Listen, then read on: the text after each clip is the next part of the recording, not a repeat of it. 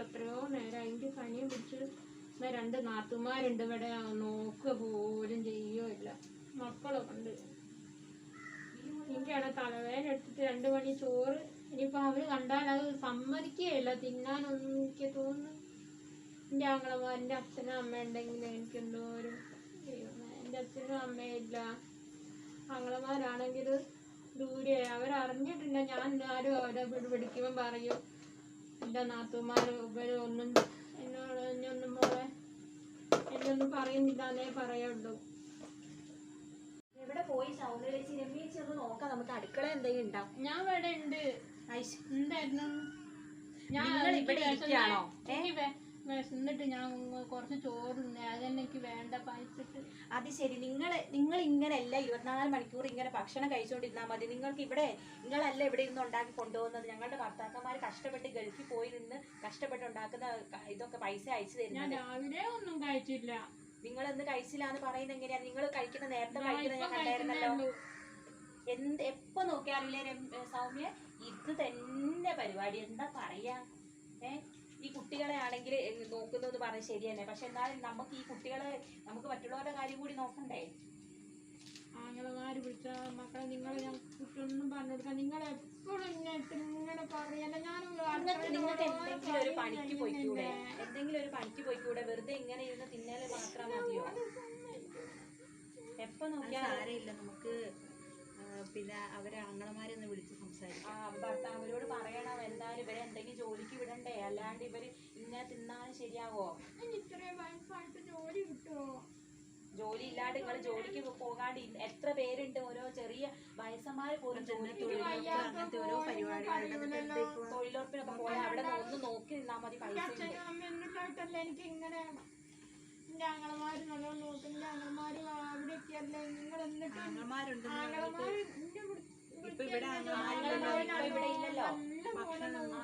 ഞാൻ പറഞ്ഞു നിങ്ങൾ നല്ലപോലെ നോക്കുന്നുണ്ടോ? എനിക്കാണെങ്കിൽ ഭക്ഷണം രാത്രിക്കൊന്നും അങ്ങനെ ഭക്ഷണം തരൂല.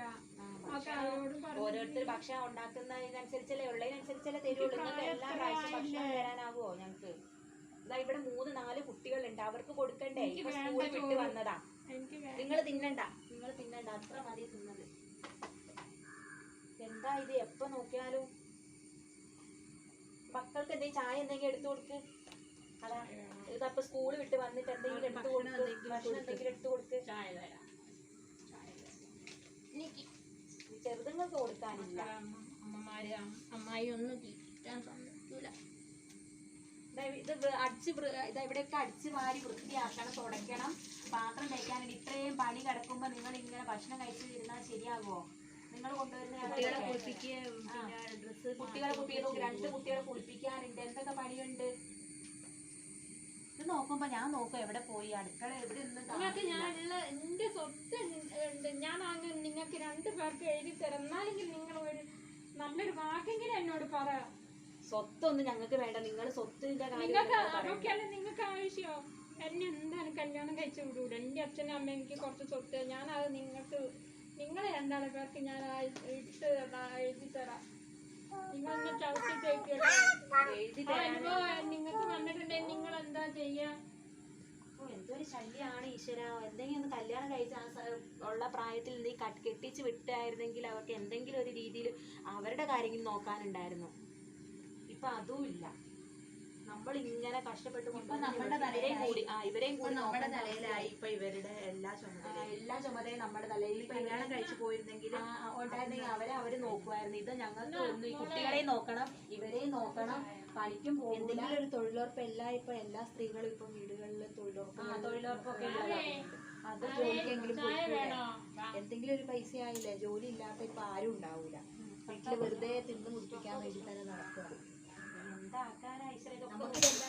നമുക്ക് ഭർത്താക്കന്മാരോട് പറയണം. എന്താ ഞാൻ ഇന്ന് രാത്രി വിളിക്കുന്നുണ്ട്, ഞാൻ വിളിച്ച് പറയുന്നുണ്ട്. ഇത് തന്നെയാണ് എല്ലാ പരിപാടിയും. ചേച്ചി നമുക്ക് ഞാൻ എന്തായാലും രതീഷേട്ടനൊന്ന് വിളിക്കട്ടെ. ഞാൻ എന്തായാലും അവരെ സൗകര്യച്ചിയുടെ കാര്യമൊക്കെ പറയട്ടെ. അല്ലാണ്ട് ഇങ്ങനെ പോയാൽ ശരിയാവൂലല്ലോ. ഇങ്ങനെ നമ്മളുടെ ചെലവിൽ അവർ കഴിക്കുകയും ചെയ്യാൻ എന്നിട്ട് ഒരു പണി എടുക്കൂല.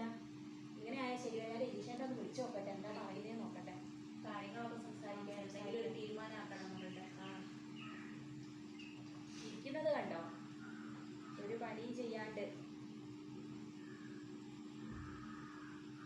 ഹലോ, ആ രതീഷേട്ടാ, നിങ്ങൾ എന്താക്കുക? ആ, ഡ്യൂട്ടി കഴിഞ്ഞോ? ആ, മക്കളെല്ലാവരും ഇവിടെ ഇരിക്കുന്നുണ്ട്. സ്കൂളൊക്കെ വിട്ട് കഴിഞ്ഞ്. പിന്നെ നിങ്ങളോട് ഒരു കാര്യം പറയാനുണ്ട്. ഇതാ ഈ ശകുന്തളേച്ചിയില്ലേ, ഓരോ കാര്യം ഒന്നും പറയണ്ട. എത്ര നാളാ നമ്മൾ ഇവരെ നോക്കുക? എന്താ പ്രശ്നമെന്നോ? പ്രശ്നം എന്ന് വെച്ച് കഴിഞ്ഞാൽ ഇതാ എപ്പോഴും ഭക്ഷണം കഴിക്കണം, പിന്നെ ഒരു പണി എടുക്കൂല. എന്തെങ്കിലും തൊഴിലുറപ്പിലെങ്കിലും പോവുകയാണെങ്കിൽ അവർക്ക് എന്തെങ്കിലും ഒരു നമുക്കൊരു വരുമാനം ആകൂലേ? അതൊന്നുമില്ല. തൊഴിലുറപ്പിനും പോകൂല. എന്തെങ്കിലും ചെറിയ കടയിലെങ്ങാണ്ട് പോയി നിൽക്കാൻ പറഞ്ഞാൽ അതും കേൾക്കൂല. വീട്ടിൽ തന്നെ ഇരിക്കുക. ഇവരെയും കൂടി നമുക്ക് മക്കളെ ഇവരെല്ലാം കൂടി എനിക്ക് നോക്കാനാവുക. ചേച്ചിയും പറയുന്നുണ്ട്, സൗമ്യേച്ചി പറയുന്നുണ്ട്, ഇങ്ങനെ നിന്നാൽ ശരിയാകൂല, നമുക്ക് എന്തെങ്കിലും അവരെ കൊണ്ട് ജോലി ചെയ്യിപ്പിക്കണം. ഇങ്ങനെയൊക്കെ ആയാൽ എങ്ങനെ ശരിയാകുക? നിങ്ങളൊന്നും പറയണ്ട. ഓരിങ്ങനെ ഓർക്കെല്ലാം അറിയാം.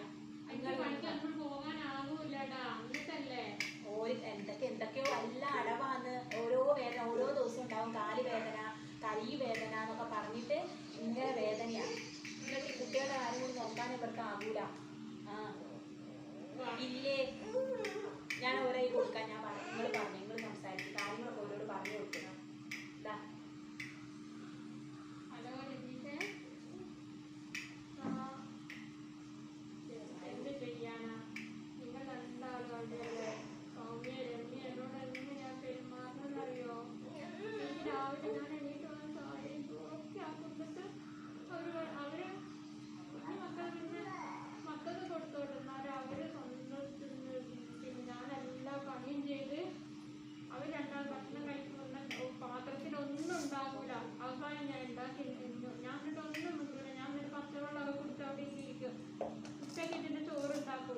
ചോറുണ്ടാക്കി ആ പാത്രത്തിൽ പഴത്തിന് 2 മണി വറ്റി കിടക്കും. അതെങ്ങനെയോ ഒരു 4 മണിയൊക്കെ ആകുമ്പോൾ എടുത്ത് കഴിയുന്നാലും പിന്നെ രണ്ടാളും എന്നെ എന്തെങ്കിലൊക്കെ പറഞ്ഞുകൊണ്ടിരിക്കും.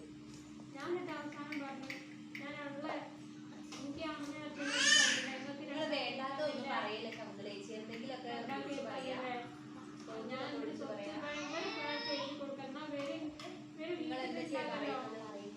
അപ്പൊ അവർക്ക് എഴുതി കൊടുക്കാൻ രതീഷ് എപ്പോഴും വിജയൻ എപ്പോഴും അപ്പുറത്തായിരിക്കൂടെ. എന്നെ എന്തെങ്കിലും പറഞ്ഞോണ്ടോ ഞാന് വേഗം മരിച്ചു പോയാൽ മതി. നിങ്ങൾ പറഞ്ഞത് എന്താണ് എല്ലാ കുശിന്റെ എല്ലാം പറഞ്ഞു കൊടുക്കുക. രതീഷയുടെ ഇവിടെ എന്തെങ്കിലും ഒരു തീരുമാനം ആക്കണം. അല്ലാണ്ട് ഒന്നുമില്ല ഇവര്. അല്ലെങ്കിൽ ഓരോട് പറ, ഓരോ കയ്യിലുള്ള നിങ്ങളുടെ പിന്നെ പെങ്ങളുടെ പേരിലുള്ള സ്ഥലം നമുക്ക് എത്തി തരാൻ പറഞ്ഞാൽ പിന്നെ എന്തെങ്കിലും ചെയ്യാം. അതെന്തെങ്കിലും നോക്കാം. അല്ലാണ്ട് ഇങ്ങനെ നടന്നാൽ എന്താ ശരിയാവാ? നിങ്ങളെന്തെങ്കിലും ചെയ്യാം. അല്ലാണ്ട് അവരോട് പറയാം, അവരുടെ സ്ഥലം നമുക്ക് നമ്മുടെ പേരിൽ എഴുതി തരാൻ പറയാം. ഇവിടെ ഭക്ഷണം കൊടുക്കാം, വസ്ത്രം കൊടുത്ത് ഇവിടെ നന്നായിട്ട് ജീവിക്കാം. അത്രേ പറയാനുള്ളൂ. അങ്ങനത്തെ ചെയ്താൽ മതി. നിങ്ങൾ രണ്ടുപേരും കൂടെ ഒരു തീരുമാനം എടുത്തിട്ട് പറയും കേട്ടോ.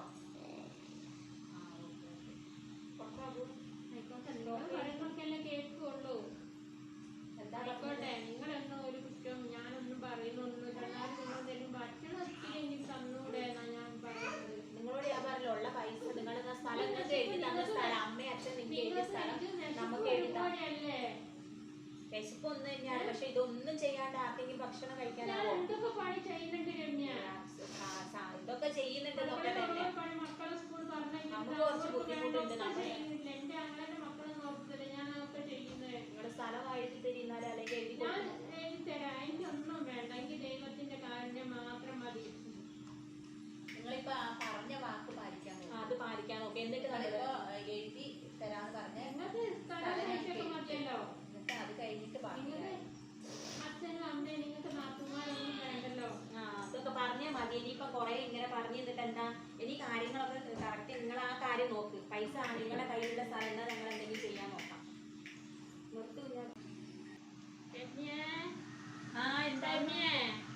എന്താണ് നിങ്ങൾ രണ്ടുപേരും ഇവിടെ? എന്താ ചേച്ചേ? ഇതെന്താ നിങ്ങൾ രണ്ടാം കൂടെ ഞാൻ സ്ഥലം എഴുതി വെച്ചിരുന്നേ. ഇതെന്താ സ്ഥലം എഴുതിയത്? ആരുടെ സ്ഥലങ്ങളുടെ സ്ഥലമാണോ ഇത്? നിങ്ങൾ രണ്ടാക്കൂടെ ഈ രമ്യ ഇതിനകത്ത് 10 സെന്റ് സ്ഥലമല്ലായിരുന്നു എൻ്റെ പേർക്ക്. അതിൽ നിങ്ങൾ പകുതി പകുതി എടുക്കും. ആയിക്കോട്ടെ, എന്തെങ്കിലും ആയിക്കോട്ടെ. ഇനിയിപ്പോ ഇത് പറയാന്നല്ലാണ്ട് ഇപ്പം ചെയ്യാനോ ഇനിയിപ്പോ ഞങ്ങൾ നോക്കാം. അല്ലാണ്ട് ഇപ്പൊ ഈ സ്ഥലത്തിന് ഇല്ലാണ്ട് ഒന്നും ഇല്ലാത്തോണ്ടാണ് പറഞ്ഞത്. പറയില്ല, എന്തെങ്കിലും ഞങ്ങൾ ചെയ്യാം. എന്താ സമയം എടുത്ത് നല്ലോണം വെച്ചോ.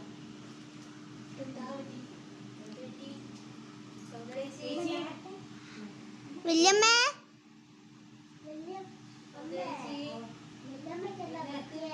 രണ്ടാളും കൂടി എന്താ ചെയ്തേ വല്യമ്മേനാ?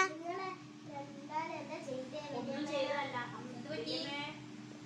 വല്യമ്മേ എന്താ പറ്റിയേ? എന്ത് പറ്റിയടി ചേച്ചി? എന്ത് പറ്റി? സൗന്ദര്യ ചേച്ചി കുറച്ച് വെള്ളം എടുക്കും മോളെ, വെള്ളം എടുക്ക് കുറച്ച്. എന്താ പറ്റിയാവോ ഇനിയിപ്പോ? കുറച്ച് വെള്ളം മോട്ടടിച്ച്. സൗന്ദര്യ ചേച്ചി വല്യമ്മേ സൗന്ദര്യ ചേച്ചി സൗന്ദര്യ ചേച്ചി എന്ത് പറ്റിയതാ ചേച്ചി? ചേച്ചി എടി എന്ത് പറ്റിയടി? സൗന്ദര്യ ചേച്ചി ചേച്ചി എന്താ പറ്റിയത് ചേച്ചി? ചേച്ചി എനിക്ക് ചേച്ചി. സൗമ്യ ചേച്ചി നമ്മൾ എന്തൊക്കെയോ പറഞ്ഞു പോയില്ലേ? സൗന്ദര്യ ചേച്ചി എന്തൊക്കെയോ പറഞ്ഞു പോയില്ലേ? അതിന്റെ ടെൻഷൻ അടിച്ചിട്ട് എന്തൊക്കെയാണ് നമ്മൾ പറഞ്ഞത്? സൗന്ദര്യ ചേച്ചിയെ ഈശ്വരാ, ഈ പാപമൊക്കെ എവിടെ തീർക്കും? നമ്മൾ എത്രത്തോളം അവർ ഉപദ്രവിച്ചിട്ടുണ്ട്. അവരതായിരിക്കും വിഷമമായി നമുക്ക് ആ സ്ഥലമൊക്കെ എഴുതി തരുകയും ചെയ്തു. അവരെ നോക്കാൻ നമുക്ക് പറ്റിയില്ലല്ലോ. ഈശ്വരാ, എന്ത് ചെയ്യും നമ്മൾ? സൗന്ദര്യ ചേച്ചി ഫോൺ എവിടെ? ഫോൺ എവിടെ? രതീഷേട്ടാ, ചേച്ചിക്ക് എന്താ പറ്റില്ല? ചേച്ചി കുഴഞ്ഞു വീട്. ആ എന്താ വിളിച്ചിട്ടൊന്നും എണീക്കുന്നില്ല ചേച്ചി? അറിയില്ല ചേച്ചി. ഇതപ്പം കുറച്ച് നേരത്തെ മുന്നേ സ്ഥലമൊക്കെ എഴുതി വെച്ച ആധാരമൊക്കെ ഞങ്ങൾക്ക് കൊണ്ട് തന്നു. അന്നപ്പോഴത്തേക്കും ചേച്ചി വീണു. അതെ അതെ, നിങ്ങൾ എത്രയും പെട്ടെന്ന് വരണം. ആ ചേച്ചിക്ക് എന്തോ പറ്റി? ചേച്ചി ഇല്ല രതീഷേട്ടാ, ഞങ്ങളൊന്നും ചെയ്തില്ല. രതീഷേട്ടാ, ഞങ്ങളൊന്നും ചെയ്തില്ല. ഞങ്ങളുടെ തെറ്റ് മനസ്സിലായി. ഞങ്ങൾ ഇത്രയും അവരെ അത്രത്തോളം ഉപദ്രവിച്ചിട്ടുണ്ട്. ഈശ്വര, ഞങ്ങൾ എന്താ ചെയ്യാം? ചേച്ചി രതീഷേട്ടാ എത്രയും പെട്ടെന്ന് വേഗം വരണം. ആ ശരി ചേച്ചി. നമ്മൾ എന്താ ചെയ്തത്? നമ്മൾ അത്രത്തോളം ഇവർ ഉപദ്രവിച്ചില്ലേ? അതായിരിക്കും അവർക്ക് ആ ടെൻഷൻ മനസ്സിലുള്ളതുകൊണ്ടായിരിക്കും അവർ ക്ഷീണായി വീട് പോയത്. എല്ലാം നമ്മളുടെ തെറ്റാണ്. എന്താ ചെയ്യുക? ഈശ്വരത്തിന്റെ പാപമൊക്കെ നമ്മൾ എങ്ങനെ തീർക്കും? എങ്ങനെ തീർക്കുന്നില്ല. ഇനി ഒരിക്കലും നമ്മൾ അങ്ങനെ ചെയ്യാൻ പാടില്ല. നമ്മൾ ചെയ്ത വലിയൊരു തെറ്റ് തന്നെയല്ലേ ചേച്ചി? ചേച്ചി